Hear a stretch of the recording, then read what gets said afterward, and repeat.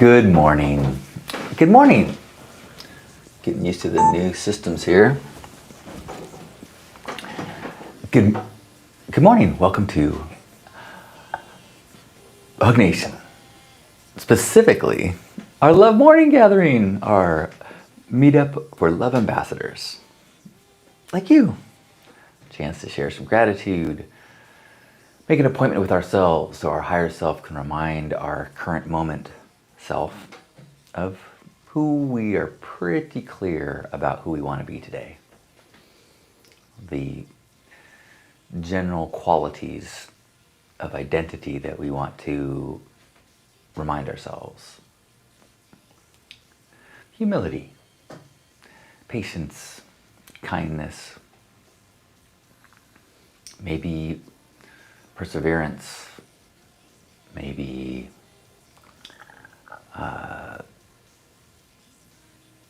we want to remind ourselves to speak up today, to be more confrontational than is natural. Maybe that's what our goal for the kind of person that we want to be is not to be such a people pleaser, not to be stepped on today. We can give ourselves a chance now to remember that. So when the moment comes later today, we can pause before we react and respond and bring that high version of ourselves to the interaction and be that person. But as always, we're really a place to share gratitude. And because, although I was going to say, and I start with a song, but I'm really not feeling it right now. Maybe that's why I should do it. Share some gratitude with you. Cause if I don't do it, you'll notice I don't have a shoe. And because my feet are dirty, I don't even have on socks. We can have gratitude for everything, even a bunch of rocks. It's gratitude time, gratitude time now. It's gratitude time, gratitude time now. Good morning, GRRRRRRRrat. Good to see you. I first read this as friends and tattoos. I was going, oh, what'd you get? But GRRRRRRRat says, I'm grateful for another successful night of friends and tacos. I love all of your scheduled activities, whether it's tacos and friends or time with Pop or Zoom calls with family, or is that someone else that does Zoom calls with family? I'll be honest, I'm a little slow this morning. I am having coffee, but feeling exceptionally slow this morning. Thanks, GRRRRRRRat. I am feeling very grateful for Lisa.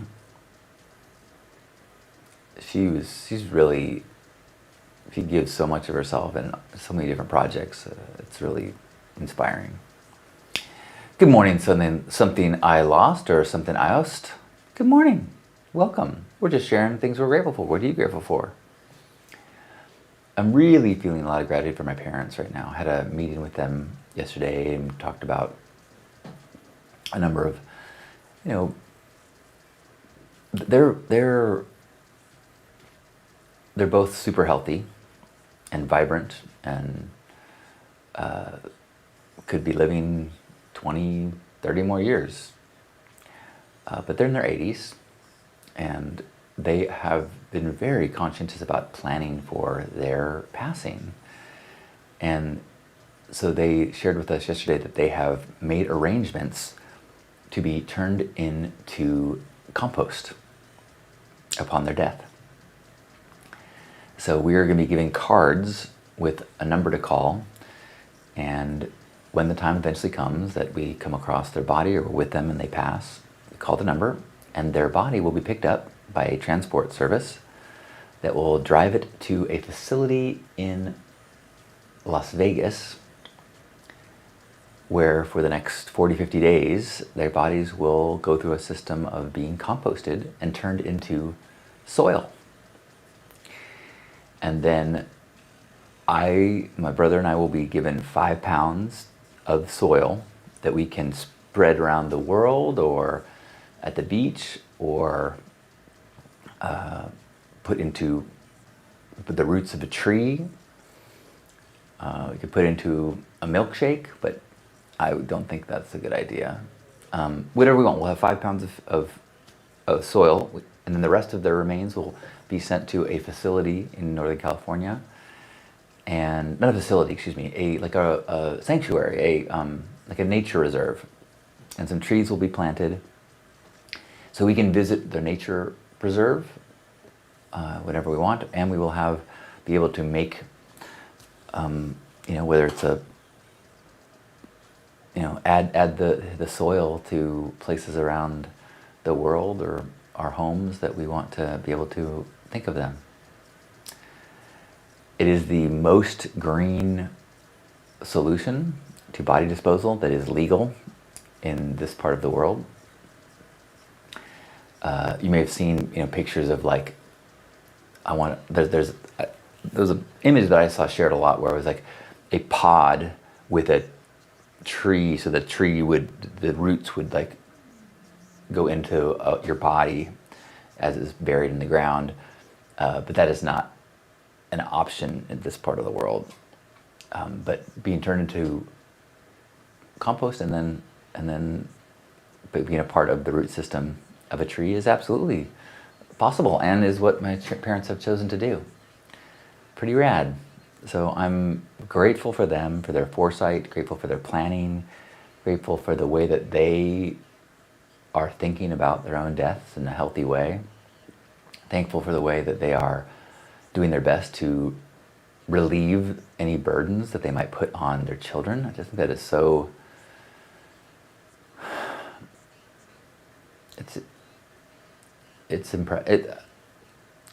Another reason why I am so grateful for my parents. They are practical and kind, and so they're able to make sure their will happen, as well as make our lives simpler. So nice. So many ways that my life is made simpler and easier because of the efforts of my parents. I am grateful for them on a daily basis. And maybe I will make a point to articulate that more. I mean, I think I'm pretty vocal about my gratitude for my parents. But I think about every day. I would not have the luxury. So many of the luxuries in my life I have had because, I had a safety net. I was able to try things and be crazy in different types of my life because,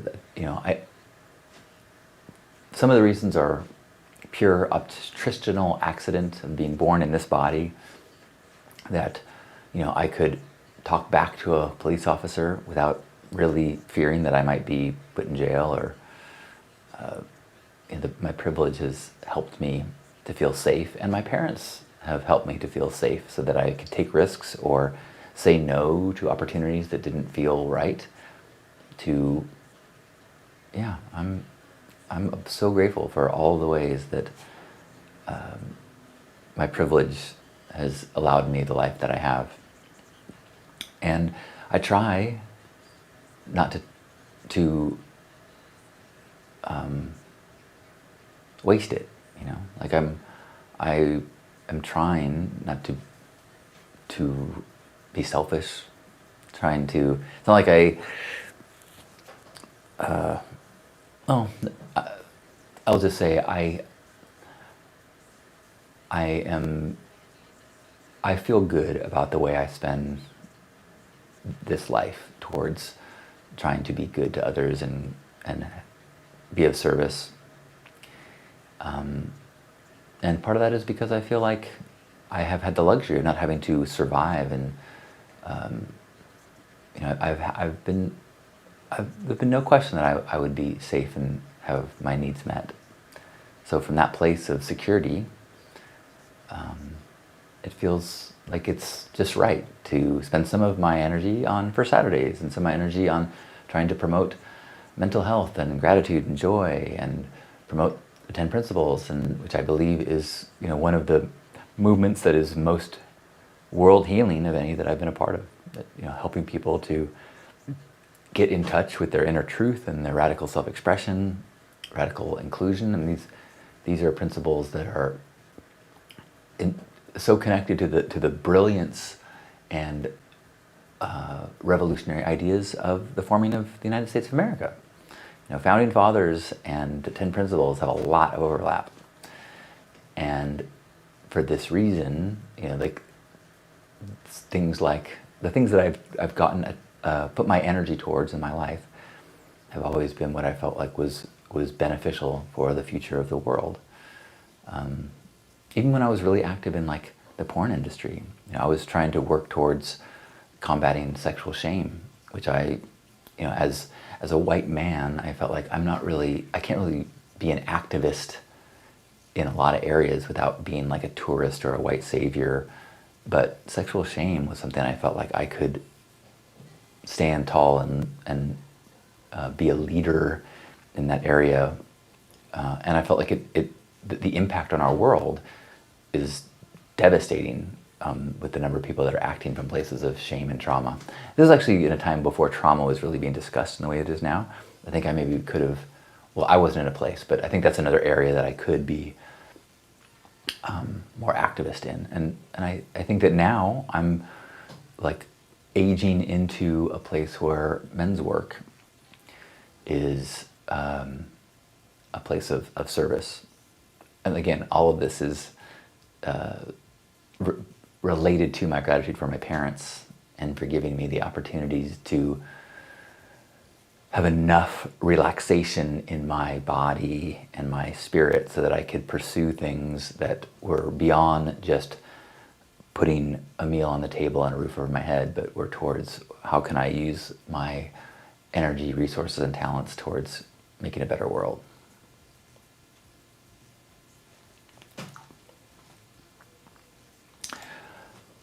Something just said, just felt a little bit overwhelmed by a situation and I need someone's suggestion on what to do. Well,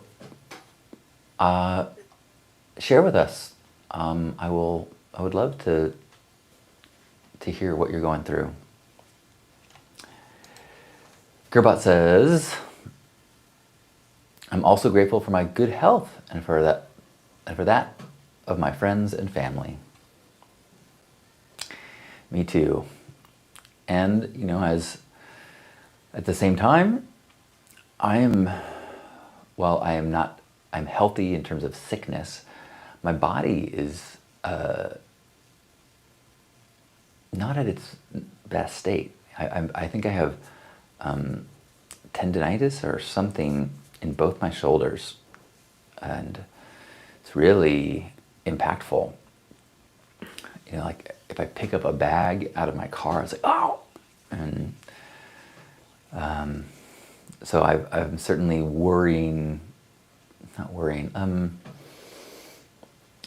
because of the way I feel it and the way that I move, and it's not been getting better. It starts to creep into my thoughts, and or I have to use gratitude sometimes to remember, like, so everything else is working great, most things. I had a little bit of a scare a week ago. I had this big red mark, like a like a funny shaped red mark that Lisa pointed out to me that I hadn't noticed, and I made an appointment to see a doctor and sent pictures in, and they wrote back and said, take more pictures of it, and it went away. And I was like, oh. But I was pretty convinced that I was gonna have to get a biopsy, and so I'm grateful that so many things are healthy on me, and I'm grateful that the injuries that I have, for the most part, they can heal. All right, I'm gonna read something situation. There's this girl I was dating. We recently broke up like 2 weeks ago, but before breaking up, we started living together. Oh, and now she called over another guy. They're both in the other room since yesterday. I guess I don't need to explain what they're doing. We broke up, so I know it shouldn't be any of my concern, but for some reason it's disturbing me mentally. Of course, I don't wish to date her again, specifically not now, but still a bit disturbing. Can you give me some suggestions on how to deal with this mental pressure because it has reached a point where it's hurting a lot? Yeah, totally. I think that, one, yeah, the ideal situation would have been, if you're going to keep living together, to make agreements. The next best situation is to do that now. So when this guy leaves the room, you know, whether you write in a note to her that maybe you need to leave, and write a note and say, I just saw that GRRRRRRRat said time to move out. If that's an option, you know, that would be the healthiest. I'm guessing because you're living together that it's difficult financially or otherwise to just move out. But so if you're okay with living together, put together what the agreements are, and that has to do with like the rent, how you're going to pay rent to each other, and have this all written down. How when one of you has to leave, how are you going to do it? Cleaning expectations of one another, and dating, you know. And I think that it's totally reasonable for there to be a rule that we cannot have dates over from one another. You know, that we can have friends over. It's up to you. You need to make the agreements. But I think that it is totally reasonable to say no romantic dates in our shared home. That if you don't want to keep her from dating, but they need to go to her partners or her dating people's houses or get hotels or whatever it is, but that it is outside the acceptable boundaries. And if she said that's absolutely no way, then say, well, maybe a compromise is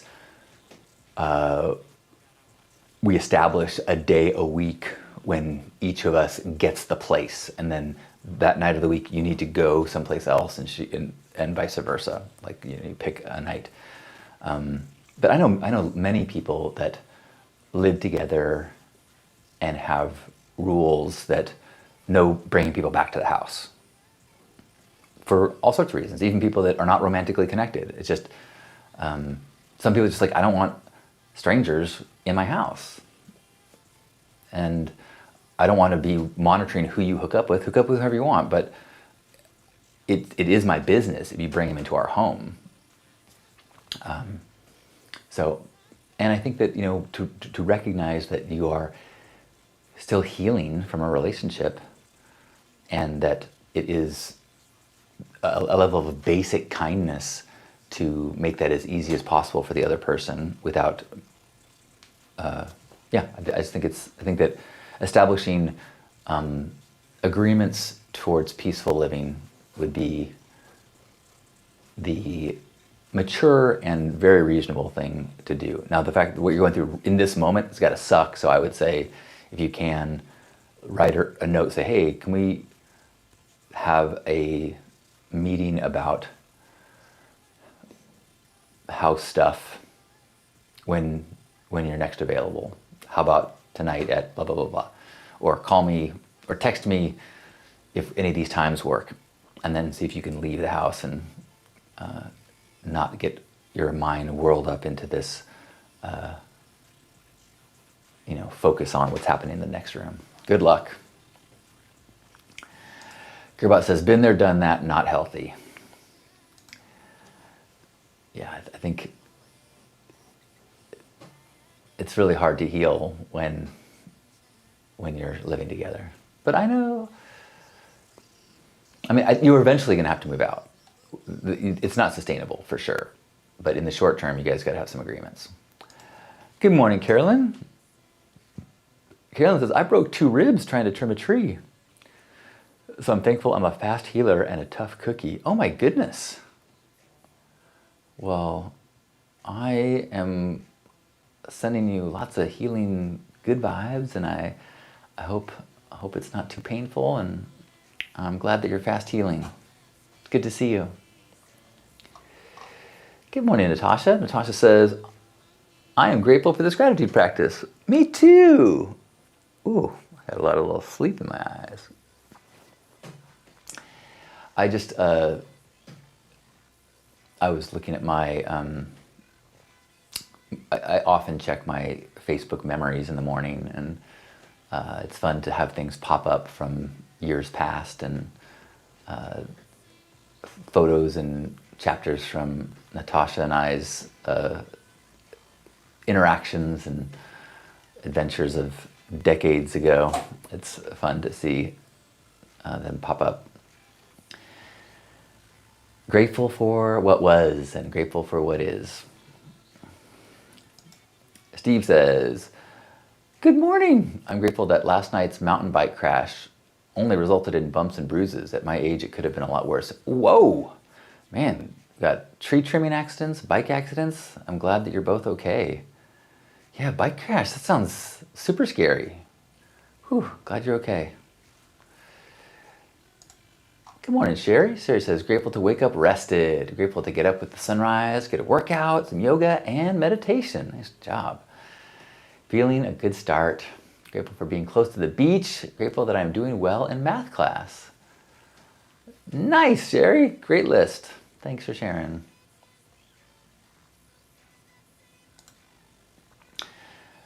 Something says, I would love to say that we shouldn't have dates over, but I would feel as if I'm putting limitations on her, and she would say the exact same. She'll definitely start an argument over it. Well, that's it. Whether it's limitations or not, it's totally reasonable. And living with another person, regardless of your relationship in the past, you put limitations on each other so that you have harmony. That's how it works. You can't live with someone and let them do whatever they want at your expense. That's just, you may have to have an argument over it. Or immediately you need to figure out what's the plan for her getting a new roommate to take over. She said, like, say, hey, if this isn't what you want, like if you're not willing to make compromises so that we can both live in harmony, then what's the move out plan? You gotta stand up in some way. You can't just be a martyr. But I wish you luck.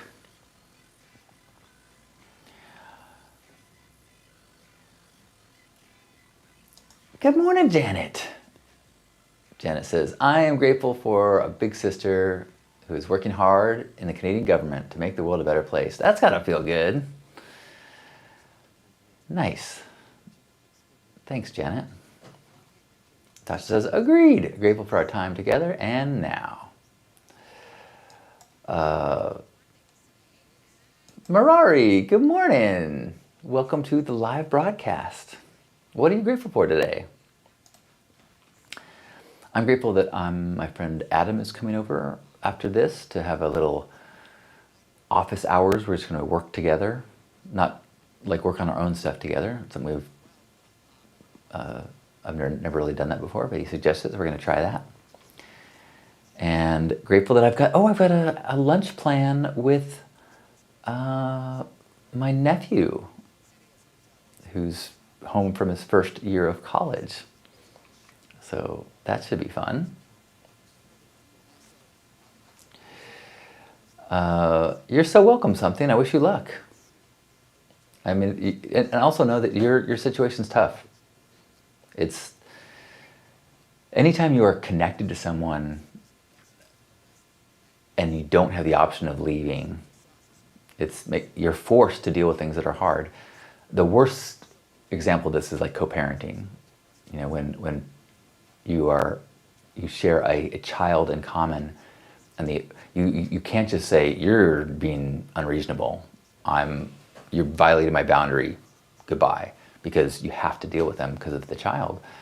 And a similar situation if you're living in the same place. I mean, you can change the living situation without, like, a child, there are consequences to, if you just say, well, I'm just going to leave this child. You can't do that. But you can say, well, I'm just going to leave this apartment. And even the things that, well, I think you know what I'm talking about. Marari says, I'm grateful that I have some time off for myself now. Or time off for myself now. I unfortunately got laid off from my job a month ago. They're cutting jobs after 9 years. Wow. That's rough. We're living in interesting times.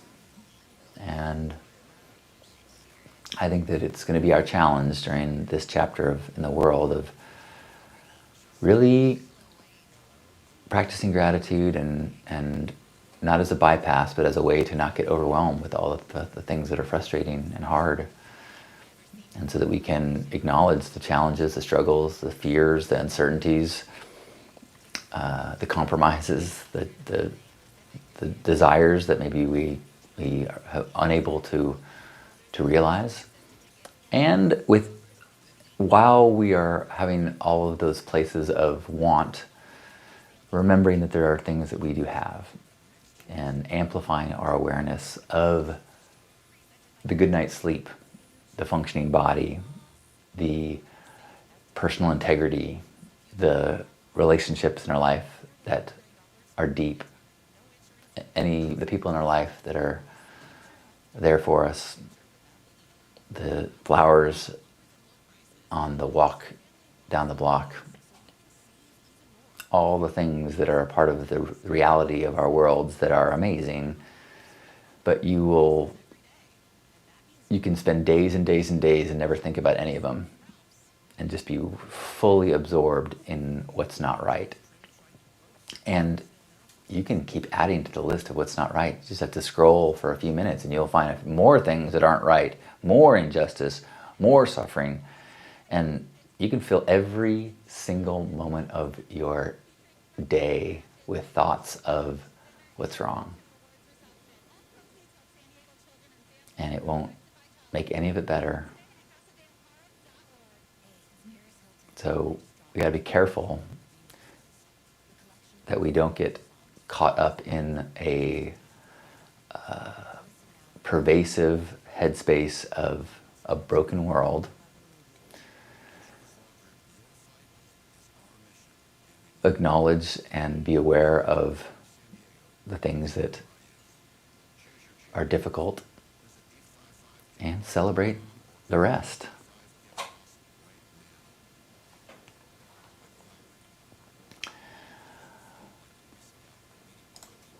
Marari says, but I'm trusting the process, time to slow down and reconnect with myself and trying to find my purpose. I'm at peace. Beautiful. Good morning, Juan. Yeah, where are you today, Juan? It's those places of uncertainty can be really tough, in terms of like leaving a job, living in a living situation that's new and uncertain. And I think it's really helpful one of the tools that is helpful for me in those situations that I learned from Byron Katie. And as you might find yourself in a state of worry, what am I going to do? What if this happens? It's okay to have those thoughts, but if you loop in them and you are stuck in these thoughts, man sitting in chair, woman sitting in chair, you go, what is real in this moment? What is real right now? For me right now, man sitting in chair talking to camera. So virtually everything else that is going on, the conflict around the world, the aging body, the work that needs to be done before this weekend, that's all story. In this moment, none of that is real.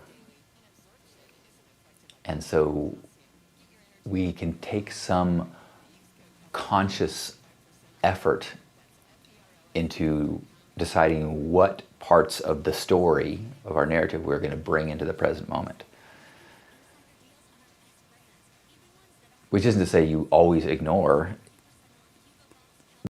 what's coming from the future or needs to be fixed fast, but you have some say in how prevalent and how frequently you visit the future and the past to sabotage the present moment. Because in the present moment, from the being here in a chair, I can then go, oh, and this is real too. There's this living, beautiful life force that's right here. Oh, my fingers are soft. That's amazing. I have a delicious sip of something sweet. Okay. This is pretty amazing that I'm alive right now. Okay. Natasha says, I am grateful for my problems. I love my problems. Definitely one of my mantras right now. Sherry says, grateful for Hug Nation. Thank you as always, John. You're so welcome, Sherry. Thanks for being here. Be a part of it. We'll have a hug in let's do a hug now. You're so welcome, Echo.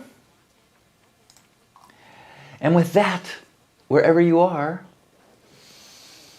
let's give ourselves a big old squeeze. Let's hug ourselves, feel ourselves, imagine yourself being held by me and everyone here, and that we're this big old group hug, squeezing each other as you squeeze us, feeling this recognition of this moment that we are these warm bodies filled with possibility and sensations, and we're mobile on this world filled with amazing, magical things.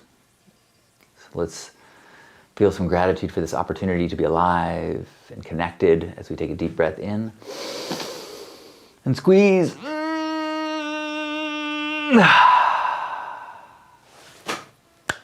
On behalf of Grandpa Caleb and all of us here, thanks for being a part of this Hug Nation Love Morning.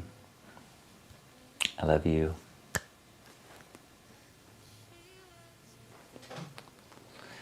All right. Yeah, safe travels, Juan. Have a beautiful day, everyone.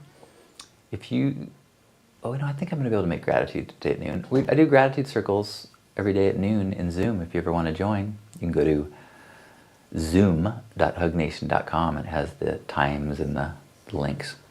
zoom.hugnation.com. And yeah, I think I'll just be on the road, but I'll plan to tune in today at noon. That's Pacific time.